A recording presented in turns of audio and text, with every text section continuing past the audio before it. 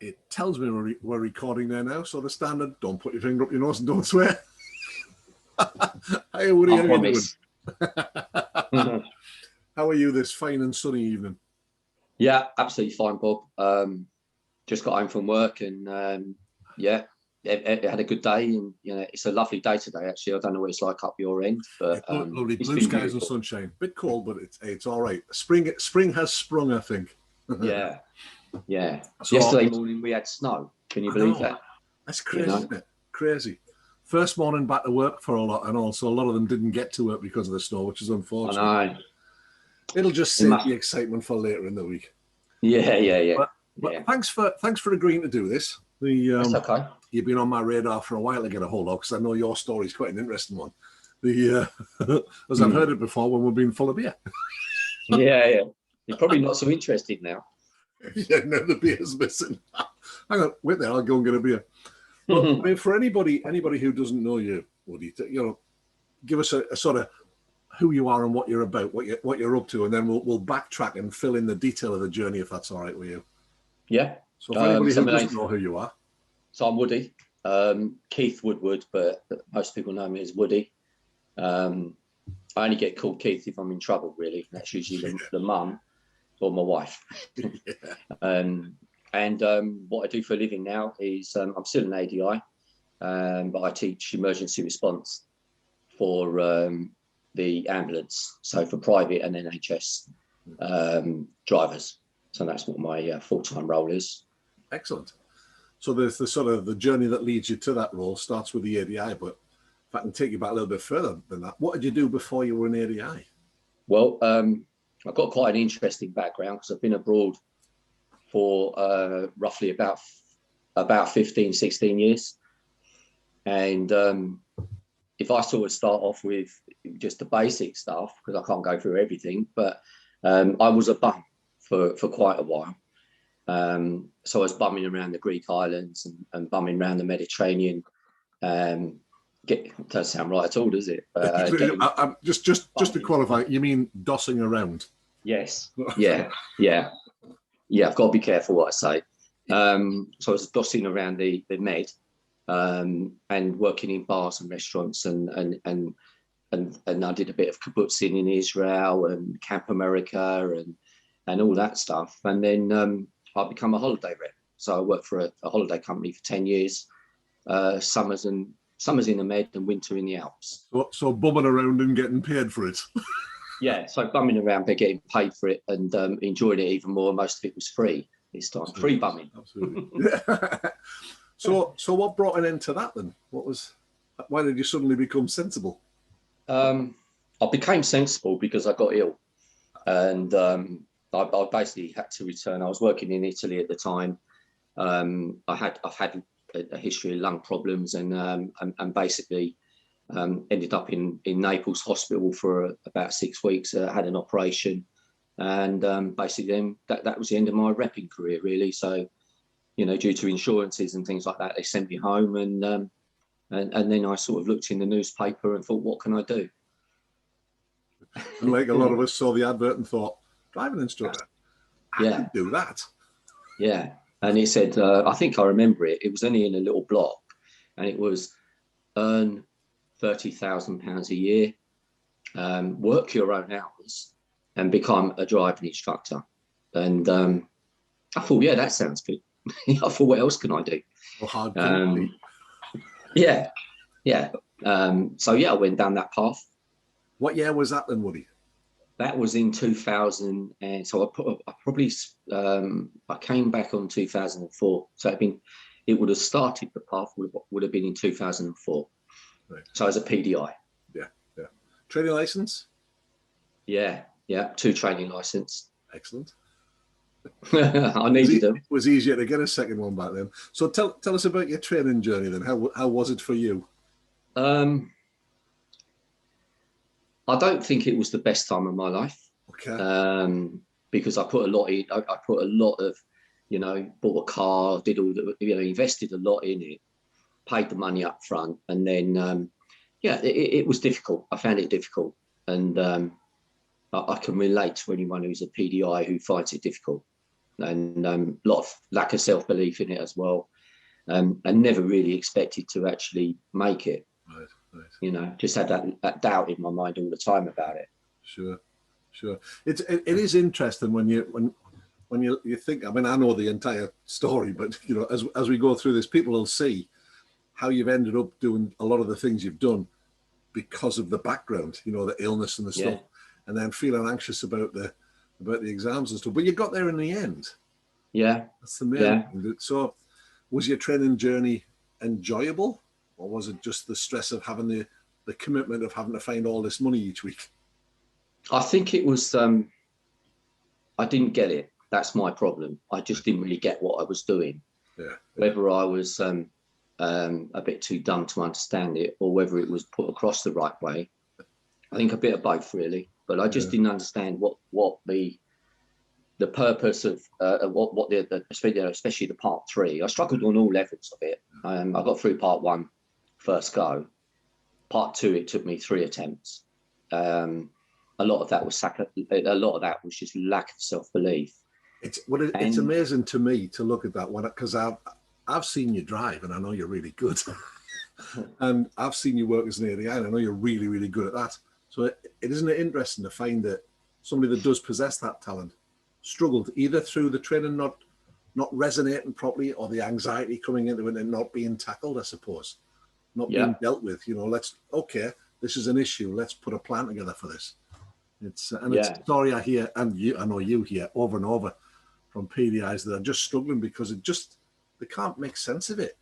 Nobody's made sense of it for them, and they're wandering around throwing money at it with extra training and not really getting anywhere until that little light bulb goes away and go, that's what they're after.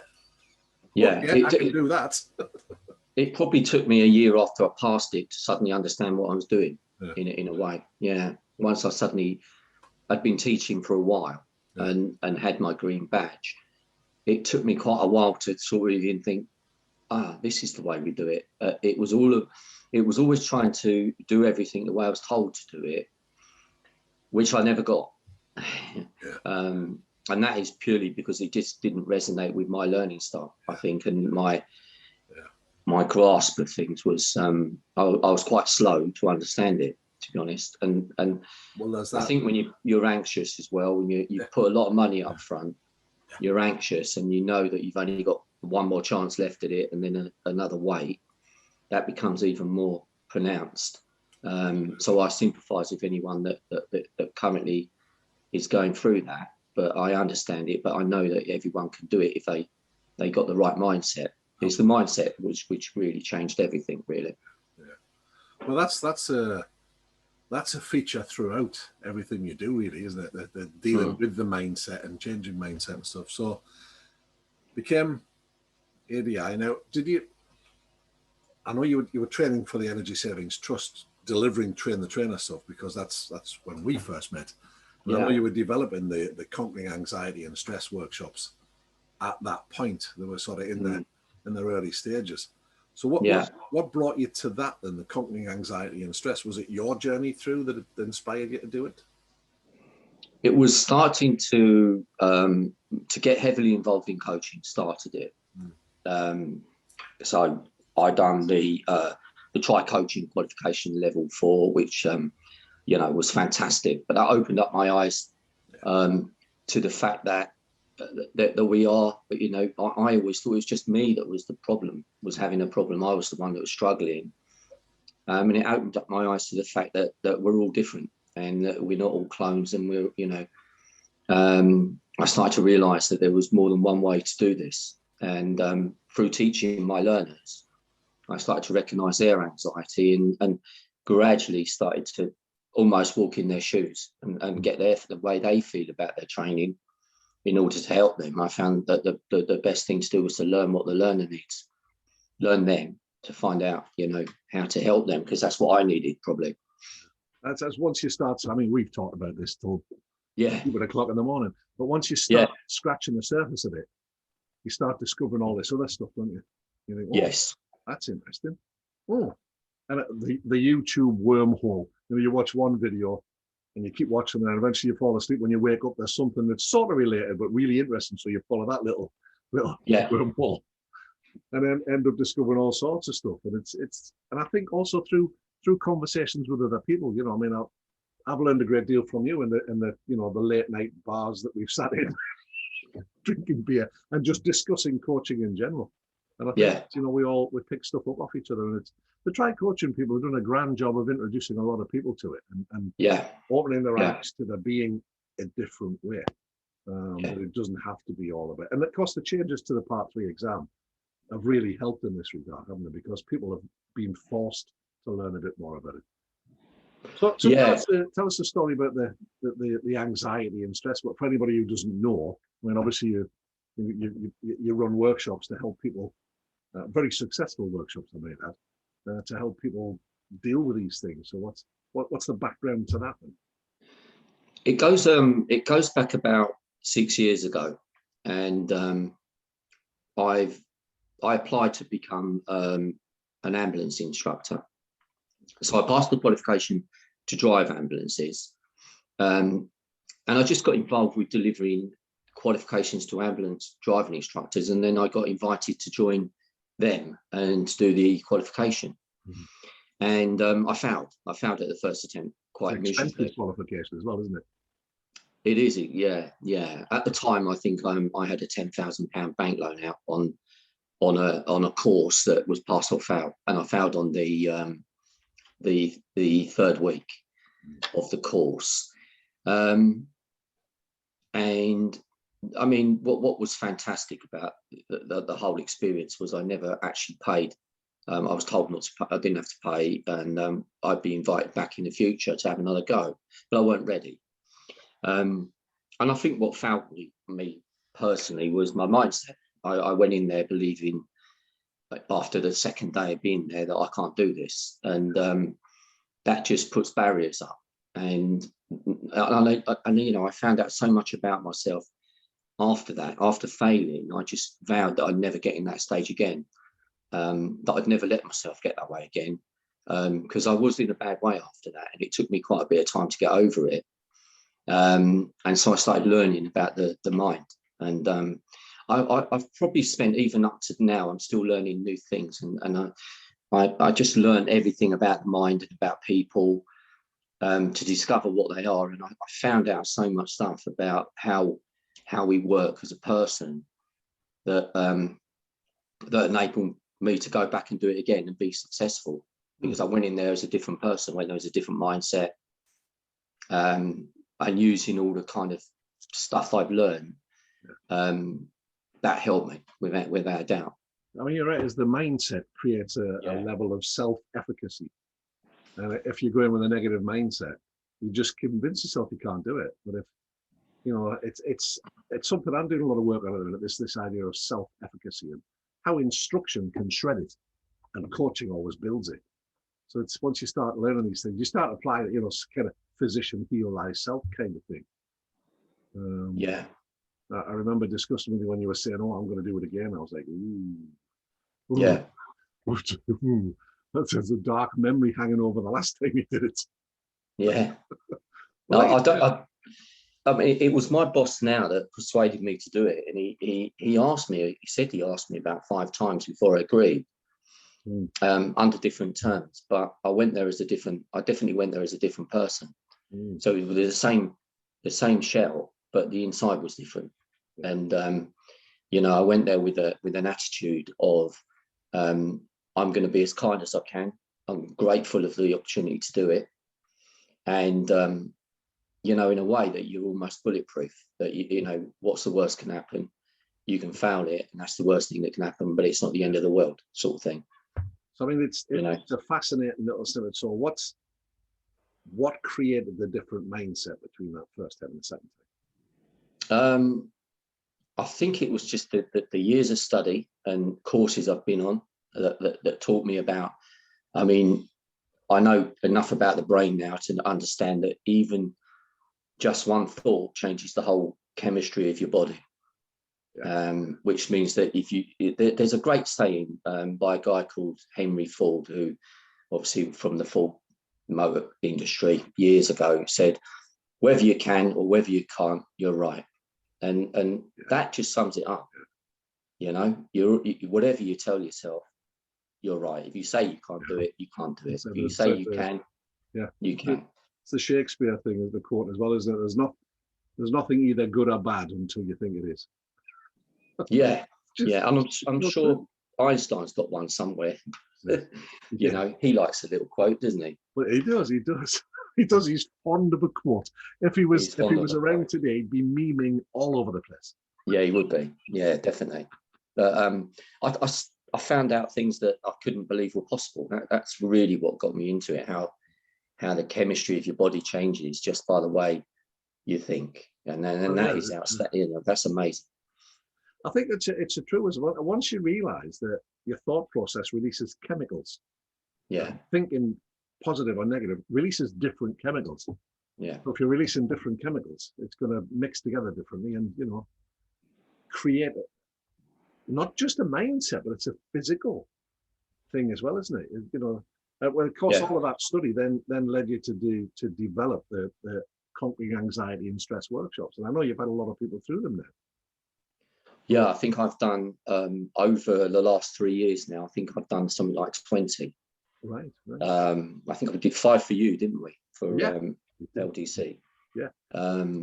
So I think it's been about 20, and I've done 2 online ones as well on Zoom. And I'm really looking forward to the future, to going back out and doing it on the road again, because I think it works better when it's on the road, but it just depends really.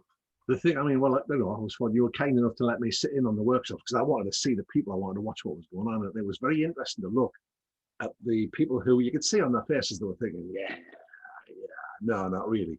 And by the end of the day, they were all converts.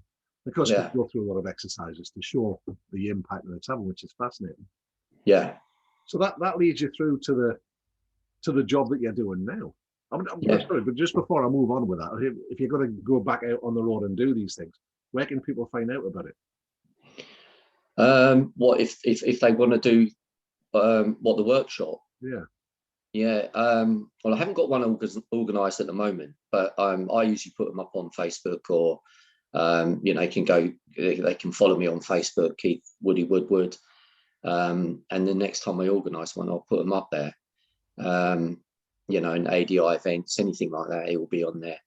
And I'll just share it around, really. And a lot of people do share it for me. Yeah, absolutely. Well, I think once they've been to the workshop, they become converts. They become almost disciples. Yeah. So if anybody's thinking about it and you think, nah, it's not for me, ask somebody who's been. I've witnessed a lot of LDCs instructors who went, well, like, really? Nah, I don't know. No, I'm not sure. But they come away from it, they go, that was bloody brilliant. It's changed the way that I think about stuff. So, I've had some lovely feedback from that. Yeah, absolutely. Well, I've never heard anybody say anything negative about it. No, I've not heard them yet, but if I find them, I'll sort them out. So you're now doing the job that caused you all the anxiety in the first place. How's that? Well, I'm doing a job that I love now, and I think you realise once you overcome any self-doubt, you can do anything you want. I really do believe that now, and I feel I do a good job. I know I do a good job. Not self-bragging, but I know my pupils tell me, and everyone tells me so. But the main reason is because I help them overcome their fears, and I think that's the biggest thing. You get quite a lot of the students coming through on the NHS now are in their teens that are going into a blue light response course, right. Which is incredible. 18, 19, 20. That's common. And they're meant to be the people causing the accidents. Yeah, I mean, you know what these youngsters are going through is just absolutely incredible, and we spend 4 weeks with them on the driving side, and I think also because they're quite new drivers, they're very easy to mould into response drivers because they've got no habits. Well, not years of habits anyway. Yeah. So not too many. They've not got too many. They've got a few, obviously, but what they do carry with them is a lot of self-doubt, and you can see that in a lot of the courses where the students are almost you know, oh, when do we do the test and when do we do this? And they're already putting those barriers up, because they do a number of different assessments, and they are not just practical, but also theory. And one of the ones is they have to memorize 120 road signs and then pick them out, 60 of them out in an exam. You know, so they put a lot of effort into it. But once they start telling themselves they can't do it, those kind of exams become more and more difficult. I think we tend more towards the negative mindset than positive human beings, or we fall into that easier, don't we? I don't know why, but we do. But your Facebook group, All Things Client Centered and Coaching, that's still active? I know you're not as active on there as you were, but no, there's lots of good stuff on there as well, isn't there? Yeah, I'm trying to get it going again now, because everyone's gone back to work or going back this week. So I'm hoping to revive it a little bit and get some interest going there. But that's mostly just, it's about people that are coming into the industry and want to learn more about coaching, and they can go on there in a safe environment as well. There's never, you know, there's very rarely any trouble. Yeah, I do like the group because it is quite a positive environment. Yeah, and supportive in reality, which is, well, it kind of, you know, it's your mindset that's created it, so it's good. So what's in the future for Woody then? Well, at the moment, I'm going to carry on doing what I'm doing with the ambulance service, and you know, I'll do that as long as I can. It's almost such a pleasure to do it. But as long as my boss is not looking right now, I'd probably do it for free, you know. But you know, because it's an honor to do it. It really is. And I know what the guys, I've learned over the last couple of years just what they experience. They share a lot of stories. You know, COVID has been the biggest thing lately, and you know, these boys and girls are going out there and putting their lives on the line to help people. So it's a bit of an honor to do it. Really, I've got so much respect for them, and there's some of them are just, you know, not much older than my daughter. And I'm thinking they're out there and they're dealing with fatalities and the stuff that we wouldn't want to see. And they get on with it, you know. So it is a pleasure to get them through one stage of it. I think everybody in the country, you know, loves and respects the NHS, except obviously the people who are deciding on the pay rises, but we'll not get into that. Yeah. No, I think they are loved. Well, the envy of the world. Our NHS is the envy of the world. It absolutely is. You know, you look at the miraculous things that they're doing with the vaccination program. You know, we're miles ahead of anybody else. Miles. Yeah. And they jump in where people wouldn't. You know, they are youngsters, a lot of them, and they will go into stuff that you think you wouldn't want your daughter to see, you know, or your son to see, and they go in there and they deal with it. And it's tough for them, but they've just got this mindset as well. They've got very strong mindsets. It's just they don't believe in themselves sometimes. That's the main thing with the driving side. Funny how the two things can run side by side like that, and you think, well, one should cancel the other one. Yeah. But I mean, I think, you know, when you look at I mean, we've only just scratched the surface of the life that you've lived. And maybe we'll come back and do it again at another time for a bit more of the detail. But it's, you know, it's clearly a life well lived, and certainly an interesting one. And I'm delighted that you agreed to come on and share it with us. It was my pleasure. And I wish you luck in everything that you do, Woody. You know, you know that I admire the workshops that you've created and the way you do. And you know, we came together to the Energy Savings Trust stuff. It's always nice to mix with high level trainers, because we all learn from each other all the time. It's really nice. Yeah, you learn everyone learns something from someone else. No one's born with any knowledge. They all find it from another trainer, another teacher. And now I'm still learning. I'm learning from everyone still learning the response craft is different. But I'm learning and taking in advice from people and learning from mistakes as well. We all make mistakes, and absolutely. You know, it's one thing I've always put with my students at the moment is, you know, don't be frightened to make a mistake, because that holds back. Learn from it, absolutely. Yeah, you know, if you make a mistake, so what? Learn from it. Don't do it again. You've learned from it. it's one of the fundamentals, isn't it? The sort of coaching things that we do with our learners. You know, if something doesn't go the way we want it to, we'll just have a discussion about what we can learn from it. Never at any point will it be about who's to blame, because that serves no purpose other than negate everybody's responsibility apart from the person who was to blame. Well, if we sit and analyze the thing properly, everybody learns from it. Yeah, I think they do. If you can take a mistake, which is obviously a negative, and turn that into a positive, then it's win-win for everyone, you know. And sometimes, and sometimes you have to make mistakes to realize a way of doing something. And that's quite interesting. I watch my students; they make the same mistakes any other driver does, and you watch the reaction to it. It's the same as a learner driver.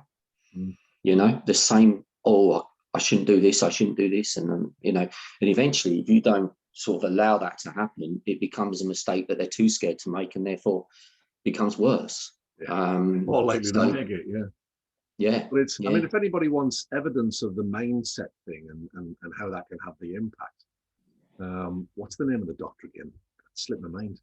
That had this. Dr. Joe Dispenza. Dispenza, Dispenza. Yeah. Google it. The story is unbelievable. If it wasn't true, you know, if you didn't know it was true, you'd be like, no, that's impossible. But it isn't. And that's one of the things that led you along the path as well, isn't it? You know, reading that story and thinking, is that really possible? Wow. And then I know that you've got lots of other examples that you use in your workshops about people doing incredible things. The life now, you know, you can almost create your own illness if you just think about it enough. But if you can create it by thought, you can also get rid of it by thought. And you know, one example is we have a jug at home, and it's got a label on it saying love, gratitude, and peace, and you know, all that on there. And I say to the children, take a little glass of that every day. Say thank you. And it is almost touch wood that they've not been sick for about 3 years since we've been doing that. Even my wife is starting to convert. She calls me kumbaya at times, you know. And it's all you know, voodoo and stuff like that. But there's so much power in the mind now that I'm convinced that placebos are real. I'm convinced that we make our own placebos as well in our head, you know. And everything you do is based on your mind. And I could go a lot deeper than that. I've also, like, something I have introduced into the course, which you didn't see, was I got some software where I could literally get a couple of attendees and put a brain scan on them, and see it come up on a screen, and it would show their brain waves, and then I'd get them to think about something that made them anxious, and you see this massive influx of we call it an alpha brainwave, which is when you're actually starting to get really stressed. Right. And even just if they close their eyes and think about a situation, they might have had a crash or something, some kind of something that's a bit traumatic, you see the brainwave just change instantly. And that brainwave is now sending a shockwave through your body to your heart, to your cells, and the whole body has changed structure in that microsecond. And then if you get them to think about something calm and peaceful, the brainwave changes again. So it is such a powerful connection. But when you see it live on the screen, we're only just learning about the brain and how it works. We're touching it now. They really are learning a lot more about the conscious mind and the subconscious mind. So all of our learners come with us with programs downloaded through years of things that have happened to them. Absolutely. That they bring in the car. Yeah. And you know, how many students like stalling a car? It's the worst thing in the world, isn't it? Because they've got that fear of stalling is the worst thing you can do. That's right. You know, it's and the more they try not to stall, yeah, we all do it, don't we? I mean, of course we do. Of course we do. You know, we've all done it. I don't suppose there's any ADI that's never stalled a vehicle before. Well, I think it's also true that you never stall when there's nobody watching. No, that's yeah. But yeah, it is powerful. It's really powerful. And one thought can change everything. you know. And one of my favourite sort of sayings really is, you're one thought away from happiness and you're one thought away from sadness, you know. And it's very true. It's a different philosophy that we're going through now. Well, you know, when I first watched the workshop, I thought, all right then, let me try some of these things and see what it does. And I just tried the being grateful every day, finding something to be grateful for. Yeah. Noticing the change it makes in you. It is actually tangible and it's quite powerful. Yeah. It has an impact way outside of your immediate surroundings. It carries with you through the day. So I would urge you all, if you've not been, go. You know, certainly look it up, and certainly, you know, become a member of All Things Coaching and Client Centered. Have you changed that? All Things Coaching and Client Centered Learning in driver training. Have you added the driver training at the end? Was that there before? No, that was on there. Was it? I think it was on there. Yeah, it was on there. I'm just getting old, Woody. That's the memory's failing. And anyone can ask questions on there as well if they come on as an ADI, a PDI. Yeah, it's a very positive experience visiting the place. Yeah, and there's a lot of good trainers on there that are really supportive. You know, that will, you know, like Fiona and you know, that I can't think off heart, but a lot of the guys from Try Coaching are on there. Nikki's quite active on there, isn't she? Nikki's fantastic. She's one of the most positive people that you'll ever meet, despite what she goes through. But she's an inspiration as well. That how someone can you know, really struggle with life and suffer and yet be so positive. You know, there's plenty of people like that out there. Well, there's lots of people sharing their experiences of that and the changes that made for them. So I think it's a fascinating place to look. Yeah, that's been fascinating. I mean, it's obviously, you know, I knew a lot of the detail anyway, but it's even to just go through it again. It's a nice reminder. That's okay, Bob. I enjoyed it. It's nice. Yeah, it's been fun to chat. We haven't sat and talked about coaching in a bar for ages, have we? But the bars are going to be open soon. I think I mean, I used to enjoy those because they was just, you know, we wouldn't even have any agenda whatsoever. They were just suddenly, you know, it usually was around about the third pint, wouldn't it? We would all suddenly... Yeah. What's your take on this? Yeah. Around about the third pint. Yeah, the rest of the gang would be like, right, if you two are going to start that again, we're off to bed. Yeah. And it was it's interesting what you come out with, isn't it? What you discover. It's interesting how little you remember as well. We should have written a lot of it down, you know. Yeah, should have written it down. Talking of writing it down, I've got I wonder if I can plug a couple of books that I've... Of course you can. They're not out yet, but they're coming out soon. One's about drivers for driving tests. So what it is a book all about how the mind plays a part of your driving test and what you can do. It's a bit of a condensed version of the Calming Your Anxious Mind course, but it's totally orientated to learner drivers on their test. And where will people find it? It will be on Amazon, so it'll be on a Kindle, and it's pretty much written. It's been looked at. So if people search on Amazon for Keith Woodward or for Woody Woodward, it will be under Keith Woodward. Okay. And I've written another one, which is 20 short stories of thought and how they change your life. So these are just generic stories about things that happen in your life and how your thoughts have influenced those things. So something I've just been doing in lockdown, really. I look forward to reading those. And there'll only be a cut there. There'll only be about £3 on Amazon. They're only short books, but they're good little, you know, just something you can put on your phone and have a little read. And maybe something will resonate with people. Well, it might be nice once they're done, maybe to get together again and do a proper plug. Yeah. I mean, I didn't come on here to do that, but I just... No, I know, but you know what? I always think if people are coming on to give up their time for free, then there's nothing wrong with a little bit of a shameless plug. Yeah, and it'll give me a reason to publish them because I've written them quite a long time ago, and it's just then getting that extra hurdle where you just, you know, I've all got an account set up with Amazon, but it's just getting through their ways of putting it onto Kindle. and every time I start doing it, I'll get backtracked, and then there's another month gone, and so on. But yeah, I'm quite excited about them. Oh, give us a shout. Give us a shout when they're done. I'll let you know. We'll come back together. Yeah, brilliant. Yeah. Well, thanks ever so much for that, Woody. I shall bid you farewell, and I'll look forward to talking to you sometime soon. Thanks ever so much for sharing your journey and your thoughts. No problem, Bob. You take care. Absolute blast. See you, mate.